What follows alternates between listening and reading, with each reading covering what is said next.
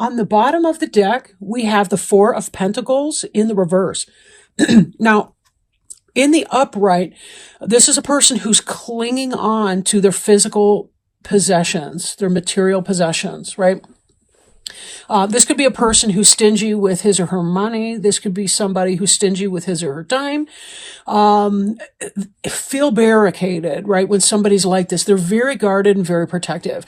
This can also be somebody who's protective of themselves as a person. Because realize, our number one material possession is our body, right? But this is reversed for you, meaning that you're coming out of this energy, or your environment or surroundings are changing from this. Somebody who's been guarded with you may be letting down their guard more, right? That's a positive thing, unless, of course, we need to be guarded, right?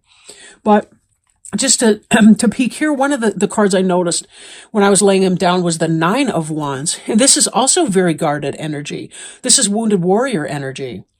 But this is somebody who also is letting down their guard. So we have this 2 times, one in the one card overall summary for the reading, and one in your future outcome card of what actually will be, what your physical manifestation will be. So that's really, that's really great to see that. It's very reinforcing. But it seems like you're going through some work to be able to open up and trust. That's what I'm getting from just overview of these cards right here. You've had some kind of victory in something, or you're going to be having a victory. But this 10 of Wands here, there was some kind of burden, responsibility, overwork, something that you were doing to bring home the bacon that was really exhausting. And in the reverse, you're coming out of that energy. You're laying down your burdens. Maybe you're able to delegate some of those burdens to other people. Maybe you're learning how to set boundaries with people to say, it's your problem. That's why they call them your problems, right? It's your problem. It's for you to solve. It's your karmic lesson. It's your spiritual growth lesson. You need to learn that, not me. This can be a very great card for people who are learning to do just that. Now, this next card we have here is the Five of Cups in the reverse. And in the upright, this is somebody who's feeling the disappointment of loss. They've got 3 overturned cups here. 2 are still remaining, but there's a focus on the pain and the loss of what was in the 3 cups that were overturned. Part of our healing is to grieve and release, and then to acknowledge the 2 that are still remaining, and to be able to move forward, to let go of whatever this burden or responsibility was for you. Let it go and move on. Now here we have the Death card, and it is in the reverse. So that could be a delay of that type of release energy. But since this 5 of Cups is also in the reverse, you're coming out of that energy as well. So this death here, I'm guessing, is either that you've been going through the grief or loss of something that was important to you, which, remember, the 5 of Cups is about a grief or a loss as well. Not a physical death of a person, but a disappointment or heartache of a kind. This death energy is either lessened because it's in the reverse position, or it's delayed in approaching. But given these other 2 cards, it really seems like you may be hoping to move quickly through the healing phase, possibly without doing the different changes, making the changes that you need to do, or being able to release everything that you need to do. So just, it's going to take as long as it's going to take, and please be patient with yourself in that. But this sense of loss, it is going away. It is going away. It is ending. You're at the end of this period of time, this emotional journey. And we see in the center here, the 6 of Wands is about victory and success and triumph. So that's how we know that this is true right here. The things that you've been hoping for, you're wanting to get through whatever it is that you've been going through.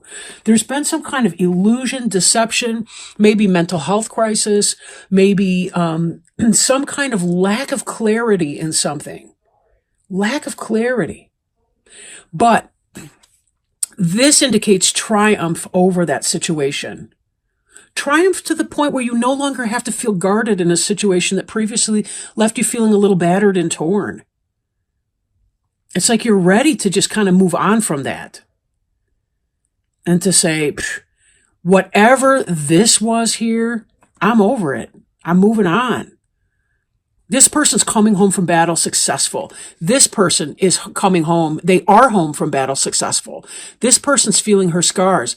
This person is feeling a release of that. And just to remind you again, we had this energy over here, which is about being able to open up, to be more generous with yourself, with your person. And let me point out, too, we have another lack of generosity card here, the Six of Pentacles. This can be, there's a lack of generosity in the reverse, of course. This is a lack of generosity between individuals. In the reverse, it's one person's doing all the giving and one person's doing all the taking. It's not a reciprocal situation, which could be why this tight-fistedness. Maybe you became selfish of your time and yourself because somebody else was draining you dry, and that was this overburdened feeling that you were doing. But it may have been that whoever you were dealing with was struggling with mental health issues, or maybe they weren't being completely honest with you. They weren't telling you what was going on. And therefore, this part came into play, where you finally said, in order to be victorious here, I'm going to have to just kind of cut it out. This Knight of Swords can be just a cutting out of something, right? Both of these guys are launching forward. This guy's horse is calmer. His is leaping forward. Truth, he's going to say it like it is, and so on. This could indicate that there was somebody that cut it out, or cut you out, or was being bad behind your back. By being bad, I mean not being good to you, right? Because look at this card here. Lack of reciprocity in a relationship, lack of generosity, whether that's work or home or relationship or whatever. And here's a sense of clearing it away, right? This next is the Six of Cups, but it's in the reverse. In the upright, this is about a happy reunion. This is not a happy reunion in the forward motion. This is almost the opposite of that. It's sort of a cutting away of things from the past that you used to romanticize about. It's about clear thinking and clearing up your thinking, moving out of this disappointed energy of the overturned cups and looking at what you do have and saying, I'm over it because I got to move on here. I think when you get to this death phase of this relationship or whatever that was, I think you're going to find that it's not quite as painful as you thought it was, because you've been feeling this sense of burden for a long time. Somebody else was not pulling their weight, and that's why we saw this in here. It's sort of like you were taking care of somebody, and they weren't doing their part in that.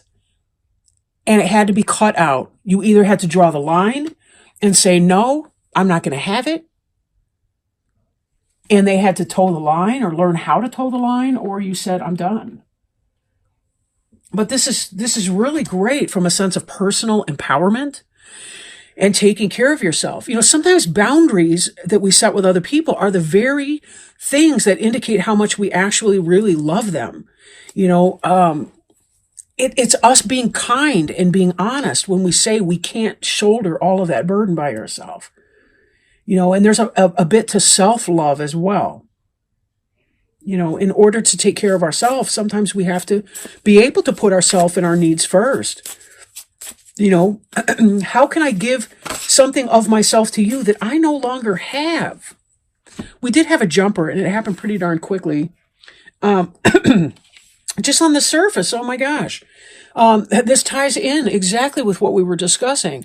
Transformation, I use the term discussing loosely since this is a soliloquy at this point. I'm just teasing, a monologue. A fresh new way of living emerges. It's a phoenix, right?